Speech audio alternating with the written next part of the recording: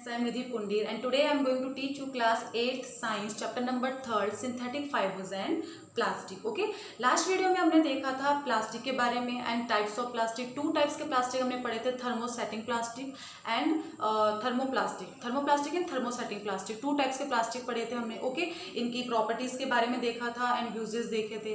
Clear. आज का जो हमारा टॉपिक है वो है जो plastic as material of choice, यानी कि प्लास्टिक को आप एज अ चॉइस, मटीरियल की चॉइस में आप क्यों रखते हो, क्या इसकी इंपॉर्टेंस है। ओके, सो आज के डेट में क्या, अगर आपको कोई भी चीज़ आपको रखनी हो, लाइक आपको कोई भी फूड रखना है, पैक करना है, या आपको मिल्क रखना है, या आपको पिकल्स रखने हैं, या कोई ड्राई फ्रूट्स रखना है, तो आप मोस्टली किसका यूज़ करते हो? आपको ज़्यादा कन्वीनियंट कौन लगता है? आपको प्लास्टिक की चीज़ें ज़्यादा अच्छी लगती है और आप उसको यूज़ भी करते हो, है ना। तो प्लास्टिक की आपको इतनी डिमांड है कि क्यों है वो डिमांड? बिकॉज प्लास्टिक की जो चीज़ें होती हैं, जो मेटल्स की चीज़ें होती हैं, मेटल की चीज़ें क्या होती हैं, थोड़ा महंगी भी होती हैं, कॉस्टली होती हैं, जबकि जो प्लास्टिक्स की होती हैं थोड़ा चीपर कॉस्ट की होती है, यानी कि कम कॉस्ट की होती है ना। तो नंबर एक रीज़न तो यही है कि जो चीज़ आपके लिए सही लगेगी, आपको सस्ती लगेगी, वो चीज़ आप ज़्यादा लोगे। ओके, सेकेंड थिंग है वो लाइट वेट की होती हैं, है ना। प्लास्टिक चीज़ें लाइट वेट की होती हैं, कैरी करने के लिए बहुत अच्छी रहती है, जिस वजह से जो प्लास्टिक्स है उसको कहाँ कहाँ यूज़ करते हो आप? कार में भी यूज़ करते हो, आपके एयरक्राफ्ट्स हो गए आपके, वहाँ पे भी यूज़ करते हैं इसको, ठीक है, लाइट वेट की वजह से। तो ऐसे बहुत सारे यूजेस हैं प्लास्टिक के, जिस वजह से प्लास्टिक को हम क्या करते हैं, ज़्यादा इंपॉर्टेंस देते हैं। ओके, तो अब हम देखते हैं कि प्लास्टिक के क्या क्या कैरेक्टरिस्टिक्स हैं।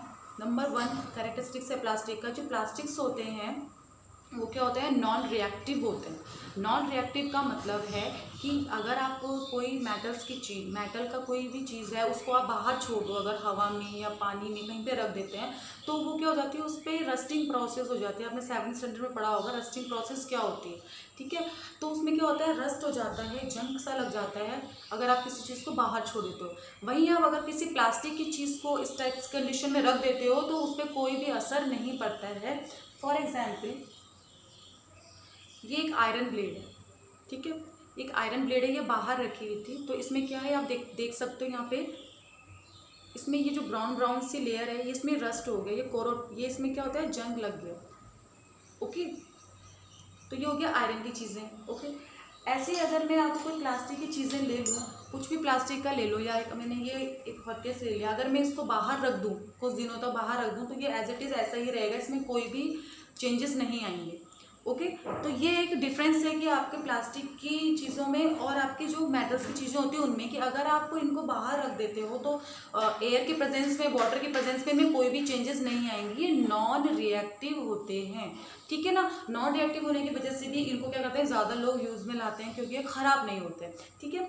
सेकेंड चीज़ आती है आपकी, इसको इंडस्ट्रीज़ में भी यूज़ करते हैं आप। बहुत सारे घर में जो आपके किचन में भी आपकी बहुत सारी चीज़ें इसकी बनी हुई यूज़ होती हैं, प्लास्टिक्स की। क्लियर। सेकंड होता है आपका, सेकंड इसका कैरेक्टरिस्टिक्स ये है कि जो प्लास्टिक होता है वो क्या होता है, बहुत ही हीट, जो इलेक्ट्रिसिटी होती है उसके, जो उसका पुअर कंडक्टर होता है, ठीक है, इलेक्ट्रिसिटी के पुअर कंडक्टर होते हैं। इस वजह से ही जो भी आपकी चीज़ें बनाई जाती हैं घरों में, लाइक आपका स्क्रू ड्राइवर है, या आपने कोई वायर देखे होंगे, फॉर एग्जांपल ये आपका स्क्रू ड्राइवर है, ठीक है, प्लास्टिक के हमने अभी पढ़ा था, पहले वाली वीडियो में आपने देखा होगा कि ये क्या होते हैं, आपके बैकेलाइट्स के बने हुए होते हैं, जो एक प्लास्टिक का टाइप है। तो इस टाइप में क्या होते हैं, ये पोर कंडक्टर ऑफ हीट होते हैं, जिसकी वजह से पोर कंडक्टर ऑफ इलेक्ट्रिसिटी होते हैं, जिसकी वजह से क्या होते हैं, आपको करंट पास नहीं होता है इस पर। ओके, अगर आप इसको यहाँ से टच करोगे तो आपको करंट लग जाएगा, अगर आप यहाँ से पकड़ोगे इसे तो आपको करंट नहीं लगेगा, ठीक है। तो ये भी एक क्वालिटी है प्लास्टिक की कि इस वजह से। नेक्स्ट हमने देखा होगा जो घरों में वायर्स होते हैं, वो वायर्स क्या होते हैं, कोटेड होते हैं आपके प्लास्टिक, लाइक हेडफोन्स है, ठीक है, इसके अंदर कहीं ना कहीं वायर है, ठीक है, बट बाहर से क्या है, ये प्लास्टिक से बना हुआ है, ठीक है, प्लास्टिक से इसलिए बना हुआ है, कोटेड है प्लास्टिक से, बिकॉज प्लास्टिक क्या है, नॉन रिएक्टिव है, ठीक है ना। नॉन रिएक्टिव है किसके, जो मतलब आपके किससे वो नहीं होता, ये जो आपका इलेक्ट्रिसिटी होता है उसका पोअर कंडक्टर होता है, दैट्स वाई ये क्या होता है, इस प्लास्टिक लेयर इनके बाहर से कवरिंग होती है इसमें। ओके, तो ये हो गया प्लास्टिक के यूजेस। सेकंड आता है प्लास्टिक आपका, जैसे मैंने बताया, लाइट होते हैं, स्ट्रॉन्ग होते हैं, ड्यूरेबिलिटी इनमें ज़्यादा होती है, जिस वजह से इनको ज़्यादा से ज़्यादा हम यूज़ करते हैं। तो 3 चीज़ें हमने पढ़ी। फर्स्ट पढ़ा हमने नॉन रिएक्टिव होते हैं, सेकंड पढ़ा ये लाइट होते हैं, स्ट्रॉन्ग होते हैं, ड्यूरेबिलिटी में ज़्यादा होती है। ओके, थर्ड आपका ये आ गया कि इसमें क्या होते हैं, पोअर कंडक्टर ऑफ इलेक्ट्रिसिटी होते हैं, ठीक है, ठीक है। नेक्स्ट आपका इसमें यही आता है, हीट के भी पुअर कंडक्टर होते हैं, इस वजह से जो हैंडल्स होते हैं आपके किचन्स में, जो आपके यूटेंसिल्स होते हैं, लाइक आपका ये एग्जांपल मैंने बताया था, इसमें जो ये हैंडल्स होते हैं ये आपके प्लास्टिक्स के बने हैं, ये आपके बैकलाइट्स के बने हैं, ठीक है, जिस वजह से आपको क्या होता है, हीट नहीं, आपको यहाँ से टच करोगे आपका हाथ जल जाएगा, बट आप यहाँ से टच करोगे तो आपका हाथ नहीं जलेगा। तो ये क्या है, एक क्वालिटी है प्लास्टिक की कि आपका क्या होता है, ये पुअर कंडक्टर ऑफ हीट होते हैं एंड इलेक्ट्रिसिटी के भी पुअर कंडक्टर होते हैं, ठीक है। तो ये हो गए कुछ कैरेक्टरिस्टिक्स।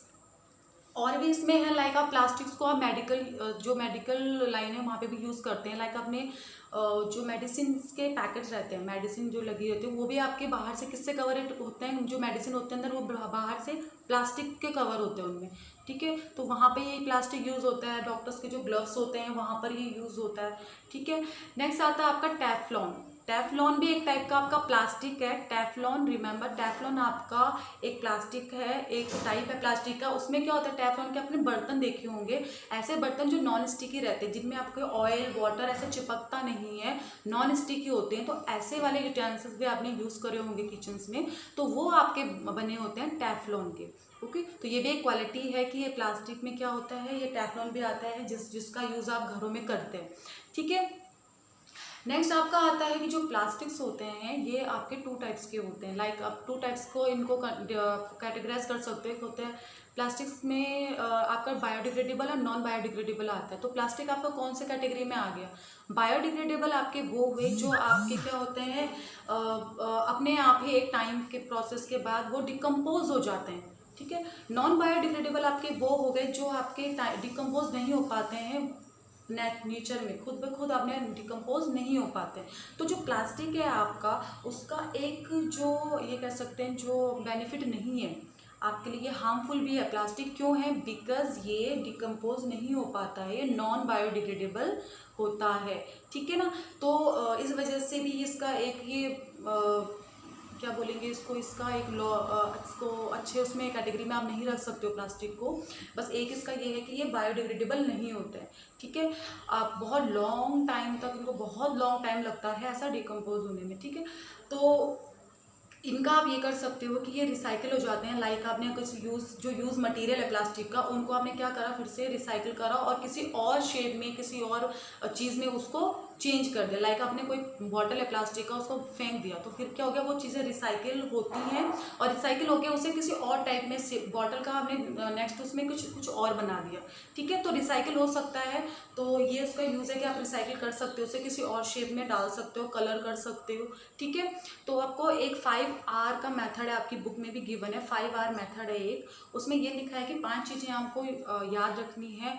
नंबर 1 है रिड्यूस, रीयूज़, रिसाइकिल है आपका, और आपका है रिसाइकिल हो गया एंड रीयूज़ हो गया, एक है आपका रिकवर हो गया, रिफ्यूज़ हो गया, ठीक है। तो 5 चीज़ें आपकी होगी, रिड्यूस, रीयूज़, आपका recycle, recover and refuse, okay. तो ये एक 5R प्रिंसिपल है, आपकी बुक में गिवन है कि ये 5R प्रिंसिपल आपको रिमेंबर रखने हैं आपके किस चीज़ के लिए, प्लास्टिक के लिए, कि आपको क्या करना है, उनको रीयूज़ करना है, रिसाइकिल्स करने हैं, ओके। आपको इस तरह से उनको कहीं पे भी फेंकना नहीं है या ऐसे करके जलाना नहीं है, बिकॉज ये चीज़ें क्या है, नॉन बायोडिग्रेडेबल होती हैं, क्लियर।